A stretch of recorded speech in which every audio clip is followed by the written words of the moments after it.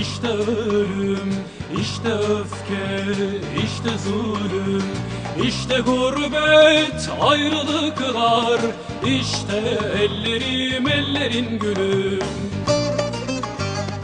İşte gurbet, ayrılıklar, işte ellerim ellerin gülüm.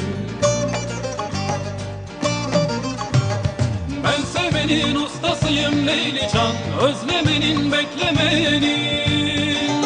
Rüzgarı katıp önüme Leylican, Yüheylan gibi özgürlüğe. Koşmanın ustasıyım Leylican, koşmanın ustasıyım Leylican. Leyli leyli aleyli, leyli leyli güleyli, leyli leyli aleyli canım. Leyli leyli aleyli, leyli leyli güleyli, leyli leyli aleyli canım. Leyli leyli aleyli, leyli leyli güleyli, leyli leyli aleyli canım.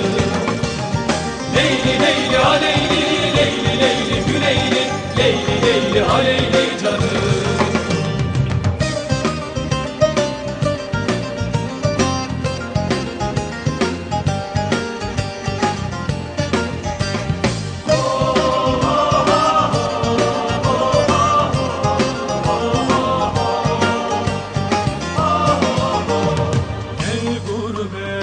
Ne sıladayım, yürürüm, yar yolundayım.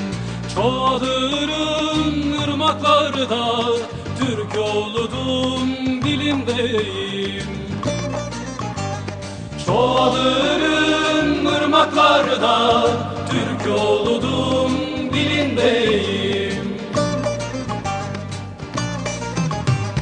Menekşe kokan dağlardan Leylican, umut getiren rüzgara. Baş eğmeyen sevdalardan Leylican, çekilen soylu halaya. Çekilen soylu halaya Leylican, çekilen soylu halaya Leylican. Leyli leyli aleyli, leyli leyli güleyli, leyli leyli aleyli canım.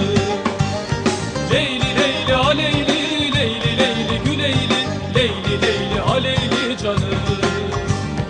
Leyli leyli aleyli, leyli leyli güleyli, leyli leyli aleyli canım.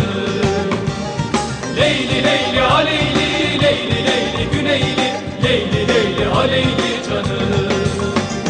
Leyli leyli aleyli, leyli leyli güleyli, leyli leyli aleyli canım.